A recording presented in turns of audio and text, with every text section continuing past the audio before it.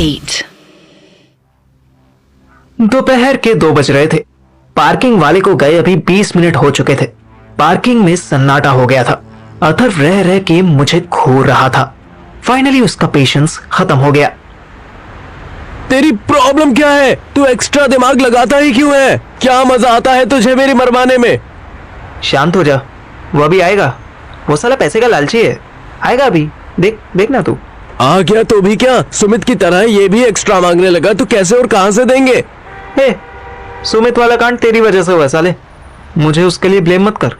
अबे चूतिए, किसी की भी वजह से हुआ हो। पैसे तो कहे ना, 10,000 एक्स्ट्रा मांगे थे तूने मेरे बाप से, अब वही 10,000 एक्स्ट्रा बाइक छुड़वाने के लिए देने पड़ेंगे। मेरे पास कोई जवाब ही नहीं बचा था तो मैं इलॉजिकल बकचोदी पर उतर आया। वो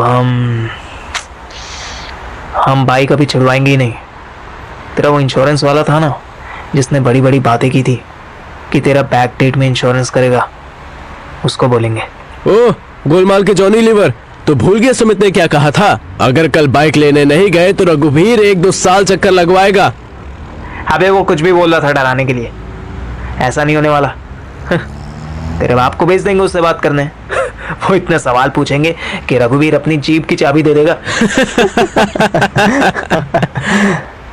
हम हंसे ही थे कि पार्किंग वाला वापस आया।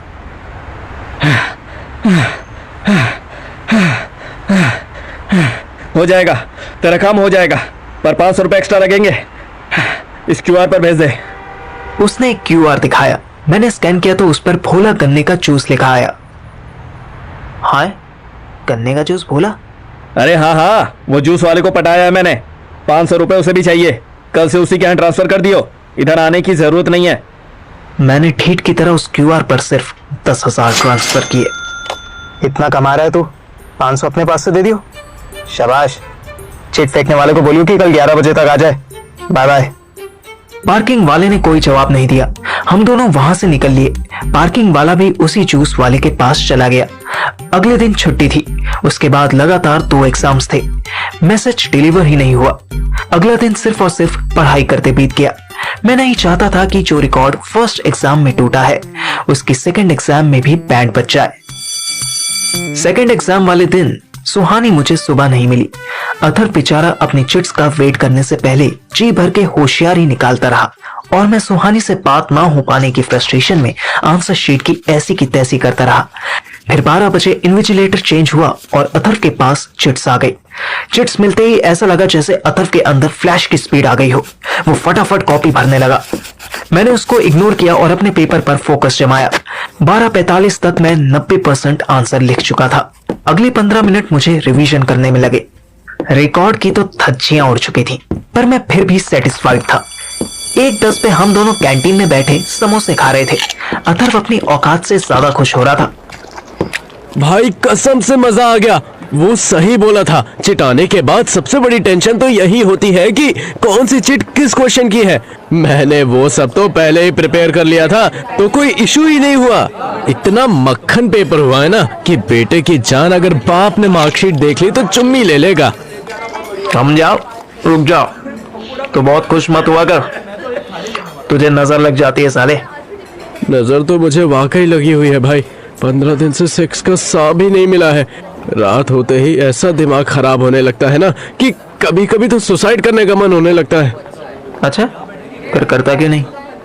बस में नहीं होती यार, इस मामले में तो मैं भी फट्टू हो जाता हूँ। चल चल अभी निकलते हैं, कल फिर एग्जाम है, लूज नहीं छोड़ सकते खुद को, चल। उसने मुझे देखा, फिर मेरी समोसे वाली प्लेट को देखा। आज फिर मैंने आधा समोसा छोड़ दिया था। समोसे का टेस्ट चेंज हो गया है क्या? तू कैंटीन के समोसे कब से छोड़ने लगा? अब मैं उसे कैसे बताता कि सुहानी से बात किए बिना तो मुझे पिज्जा, समोसा, चाय, कॉफी और पानी भी कड़वा लग रहा है। मेरा मन हुआ कि उसको बोलूं, फिर लगा कि ये चूतिया सेक्सोमैनियक खपाखप ना मिलने पर नस काटने की सोचने वाला मेरे दिल का हाल क्या समझेगा। मैं उसको कैंटीन में ही छोड़कर अपने घर चला आया, पर उसके मन में अलग ही लड्डू फूट रहे थे। दोपहर का टाइम था। डॉक्टर श्रुति नाइट ड्यूटी करती थी, इसलिए दिन में उसका घर पे होना ऑब्वियस था। अथर्व उसका एड्रेस ऑलरेडी ले चुका था। श्रेया और डॉक्टर श्रुति बस एक स्ट्रीट दूर रहते थे। वो सीधा घर पहुंच गया। एक छोटी सी व्हाइट कोठी के बाहर लगी नेम प्लेट पर गोल्डन कलर से 4 नाम लिखे थे। अतर को सिर्फ एक ही नाम दिखाई दिया, डॉक्टर श्रुति गुप्ता। एक बूढ़ी अम्मा ने डोर ओपन किया और अतर को ऐसे देखने लगी जैसे वो कोई एलियन हो। तुम मेरा मतलब आप कौन? हेलो आंटी, नमस्ते। मेरा नाम अथर्व है। मैं डॉक्टर श्रुति से मिल सकता हूँ? दीदी तो अभी सो रही है। दीदी? ये ब्लैक एंड व्हाइट के टाइम की बुढ़िया श्रुति को दीदी क्यों कह रही है? वो शाम को उठेंगी तो मैं उन्हें बता दूंगी कि आप आए थे। आंटी, मैं उनसे अभी मिलना चाहता हूँ। आप प्लीज उन्हें 2 मिनट के लिए उठा देंगे? आई एम श्योर कि वो मेरा नाम सुनने के बाद आप पर गुस्सा नहीं करेंगी। हाँ, वो मैं जानती हूँ, लेकिन बेटा आप पहले अंदर आ जाओ। बुढ़िया साइड हटी। अथर्व एक बड़े से हॉल में घुसा। हॉल की 4 में से 3 दीवार पर सुंदर सुंदर फोटोज लगी हुई थी। उनमें से कुछ फोटोज तो मोबाइल कैमरा से खींची हुई लग रही थी। उनकी मम्मी भी सो रही है, नहीं तो वही आपसे मिल लेती। If you don't mind aunty, मैं उन्हें कॉल करके उठा दूं? बेटा, मैं कौन होती हूँ माइंड करने वाली? मैं तो यहाँ काम करती हूँ, पर जानती हूँ कि दीदी आपको देखकर बहुत खुश होंगी। लेकिन वो नाइट ड्यूटी करती है ना, और अभी तो सोई थी 2 घंटे पहले। दीदी मुझे देखकर खुश क्यों होंगी? बुढ़िया कुछ ना बोली, बस स्माइल करने लगी। अथर्व को लगा था कि वो श्रुति की दादी है, पर हाउस हेल्प है ये जानकर अथर्व का कॉन्फिडेंस थोड़ा और बढ़ गया। डॉक्टर श्रुति का रूम कौन सा है? बुढ़िया ने इशारे से बताया। रूम हॉल के लास्ट में था। डॉक्टर श्रुति के रूम में बिल्कुल अंधेरा था। एसी 20 डिग्री मेंटेन कर चुका था। अथर्व को लगा कि वो किसी ठंडी अंधेरी गुफा में आ गया है। उसको आंखें एडजस्ट करने में 2 मिनट लग गए। उसने खिड़की पर पड़ा मोटा सा पर्दा साइड किया, फिर श्रुति के पास आकर बैठ गया।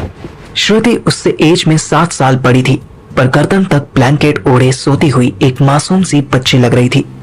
अथर्व ने उसका हाथ पकड़ लिया और आवाज में डेयरी मिल्क मिलाकर बोला, श्रुति, माय डियर लवली श्रुति, उठो, देखो तो कौन आया है। इतनी प्यारी आवाज सुनकर श्रुति ने मुस्कुराते हुए आंखें खोली। फिर कुछ देर तक ये बिलीव करने लगी कि जो वो देख रही है वो सच है कि नहीं। फिर वो सीधे होकर बैठी और रूम की लाइट जलाई। उसके बाल चिड़िया का घोंसला लग रहे थे। तुम कब आए, बताया क्यों नहीं? बता देता तो मैं इतनी सुंदर लड़की को सोते हुए कैसे देखता? अच्छा एक बात बताओ, ये जो तुम्हारी फुल टाइम मेड है ना, ये ऐसे क्यों बिहेव कर रही थी जैसे मुझे जानती हो? श्रुति बेचारी आधी नींद से उठी थी। उसका दिमाग बफरिंग कर रहा था। वो अथर्व का सवाल समझने की कोशिश कर रही थी कि अथर्व की नजर बेड साइड पर रखे एक फोटो फ्रेम पर पड़ी। अरे ये तो मैं हूँ, ये कब खींची तुमने? श्रुति ने तुरंत हाथ बढ़ाकर फोटो उठाकर अपने ब्लैंकेट में छुपा ली और ब्लश करने लगी।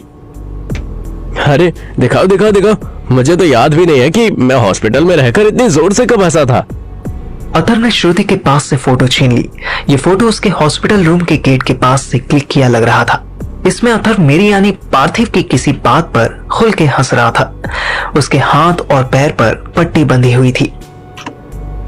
अरे वाह यार, तुम तो बहुत अच्छी पिक्स लेती हो। ये वाली मैं रख लूं प्लीज? रख लो, पर ये बताओ तो तुम्हें पेन तो नहीं है ना? तुम्हारे हाथ की ड्रेसिंग देखकर तो लगता है 2 दिन से चेंज नहीं की तुमने। हाँ, वो मैं थोड़ा बिजी। श्रुति उठी और ड्रेसिंग टेबल से फर्स्ट एड किट निकाल लाई। लाओ, मैं चेंज कर देती हूँ। अरे ये तो नर्स का काम है ना? सीखा तो मैंने भी है भाई। अब चिल रहो 2 मिनट। 1 मिनट, अब मुझे समझ आया कि तुम्हारी मेड मुझे देखकर शॉक क्यों नहीं हुई। वो तो रोज देखती होंगी ना मुझे तुम्हारे बेडरूम में। श्रुति ने कोई जवाब नहीं दिया। उसका सारा ध्यान ड्रेसिंग पर था। सुनो ना, मुझे तुमसे कुछ कहना है। मैं उसी के लिए तुमसे मिलने आया था। आई नो, वही कहना है जो तुम ऑलरेडी 5-10 लड़कियों को कह चुके हो। नहीं यार, वो बात नहीं। इजी। पट्टी काटते समय अथर्व को हल्की सी कैंची चुभ गई। छोड़ लियो, चिल रहो। मैं ये कह रहा हूँ कि प्लीज डोंट। मैं जो कहती हूँ वो ध्यान से सुनो, समझो। पहले मैं तुम्हें फैक्ट्स बताती हूँ। श्रुति ने ड्रेसिंग पूरी की और अथर्व की तरफ फेस करके बेड पर बैठ गई। Fact number 1, I am 28 running and you are just 21। That mean 7 years का गैप।